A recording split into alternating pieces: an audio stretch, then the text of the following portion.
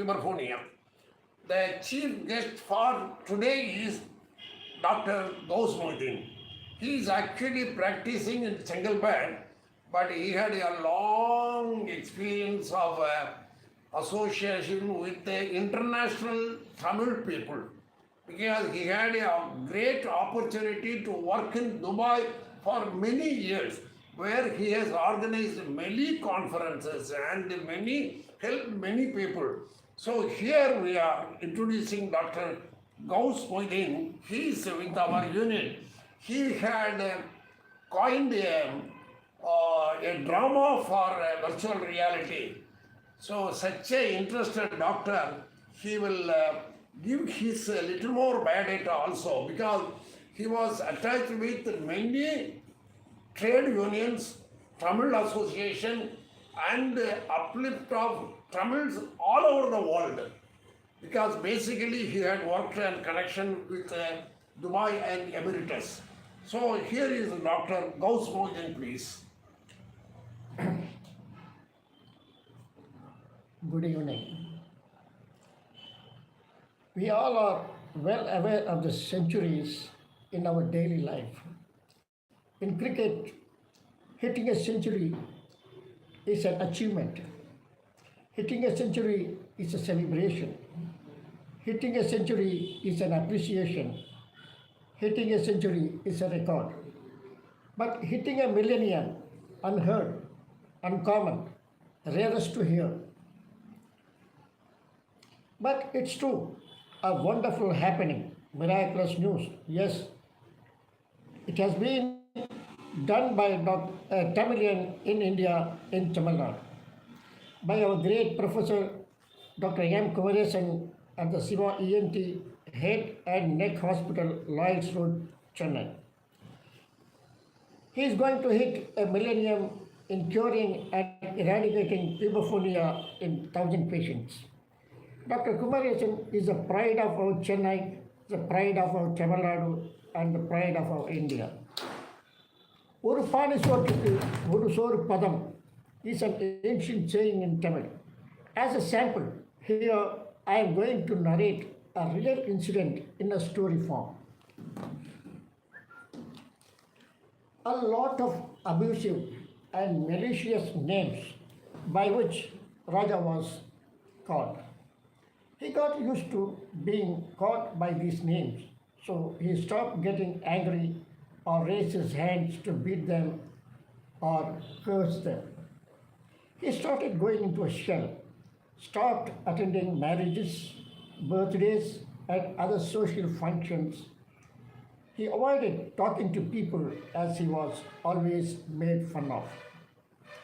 Raja's cell phone began to ring. He saw that the call was from some unknown number. So he received the call and said, "Hello." A beautiful female voice answered on the other side of the line. "Hello, madam.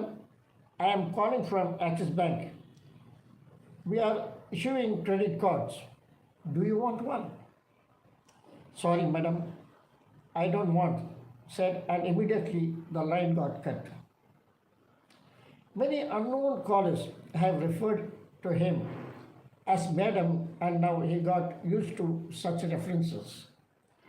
He had faced a lot of humiliation and pain during his life journey at the hands of society. Even his parents, relatives, neighbors, colleagues, and acquaintances have not spared him. They have cursed him and said humiliating and degrading things about him within his earshot. Raja kept saying, "Why me?" all the time to himself. He is 28 years old, 6 feet tall, broad-shouldered, curly hair, sharp nose with a fair complexion. In total, no less than a hero. During his school and college days, he used to be praised for his role as a character. It used to make him feel proud. But after completing graduation and when he took up a job, his problems started.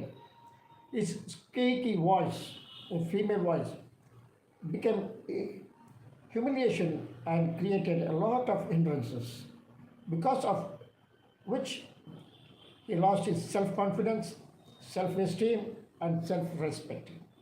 Hence, Raja started distancing himself from his friends and relatives. There was a time when he even attempted suicide but did not succeed. Came back to life like a person who has eaten amrit of long life. He was born in an affluent family, well educated and drawing a handful salary. In spite of all these blessings, his, his squeaky voice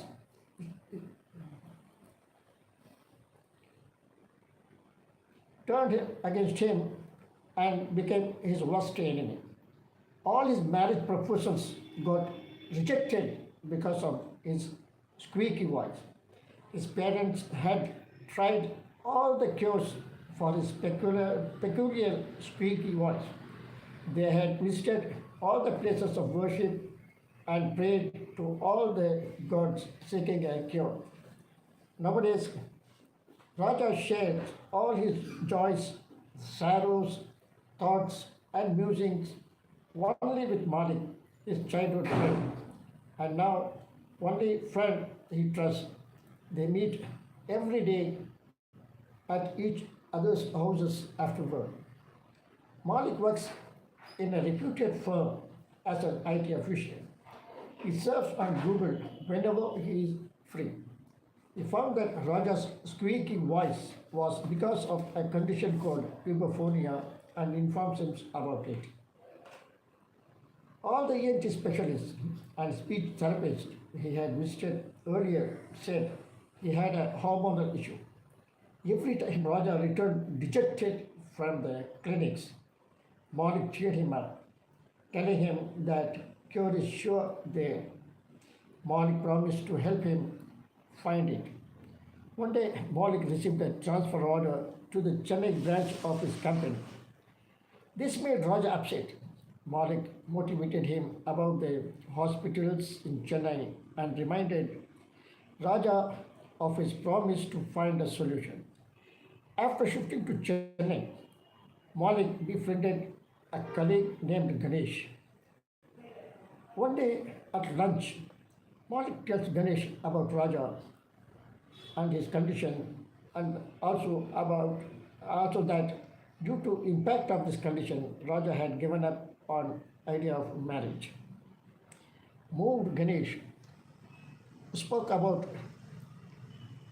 how his brother-in-law, who had a squeaky voice, was treated without surgery and volunteered to make arrangements of the doctor's appointment for the very next day.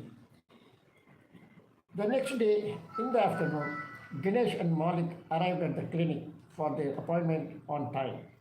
As they sat in the waiting lounge, strange and loud sound from a man's throat in the doctor's room echoed down the hall.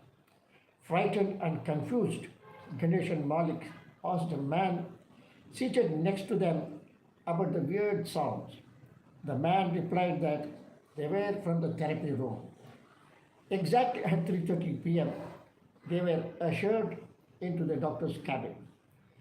There they saw Dr. Kumaresan sitting majestically on his world chair. He welcomed them as though he knew them very well. Malik felt overwhelmed by the doctor's attitude in the first visit itself.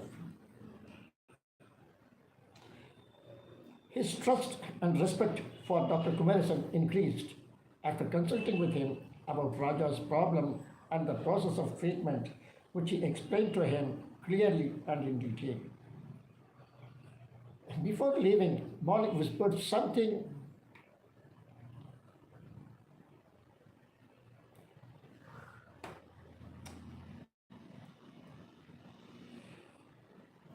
Before leaving, Malik whispered something into the doctor's ears and asked him to keep it a secret. Malik called Raja. Raja said excitedly, but no response. He tried again and again. Eventually, The call was attended by Raja's father. He told Malik that Raja is resting due to diarrhea and assured him that he would tell Raja to call back. An hour later, Raja called Malik. The usual catching up, Malik then told him to come over to Chennai with his mother or father to meet Dr. Kumaresan without fail on Wednesday. I have seen enough doctors. I don't want to see any more, Raja said in frustration. This doctor is unique and different from other doctors. Please do come for sure. Let's see what happens after that, said Malik. On Wednesday morning, Raja and his dad arrived in Chennai. Raja became very excited and found it very difficult to contain his excitement. They got an appointment for 3 p.m. to meet Dr. Kumaresan.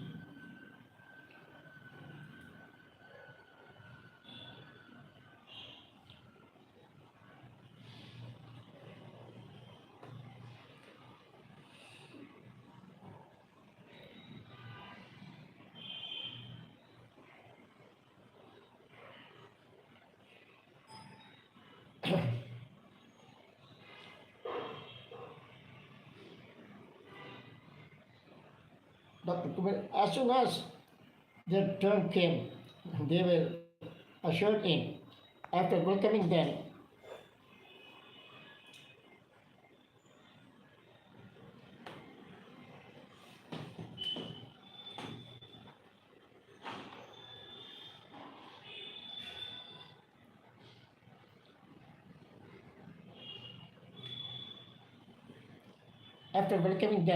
pleasantly, Dr. Kumaresan inquired and got all the details from Raja and his dad.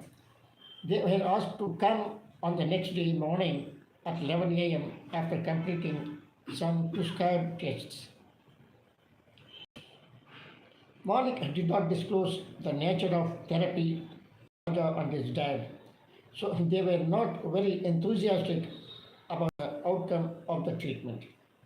However, they arrived at the clinic at 10 a.m. itself on the next day and collected all the test results. Then they waited for their turn in the waiting lodge. Malik was feeling very elated inside, anticipating the miracle that is about to unravel. At the appointed time, all three of them entered the doctor's cabin and handed over the test results. After pursuing them, the doctor enthusiastically called out the nurse and asked, "Is everything ready?" She said, "Yes, sir." The doctor then took them to the therapy room and asked them to be seated. Then he sat opposite to Raja and said, "I am going to examine your throat." A computer was sitting on the doctor's table and a torch was attached to it.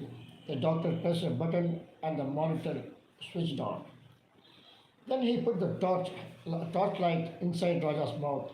Immediately, they were able to see the inside of his throat on the computer screen.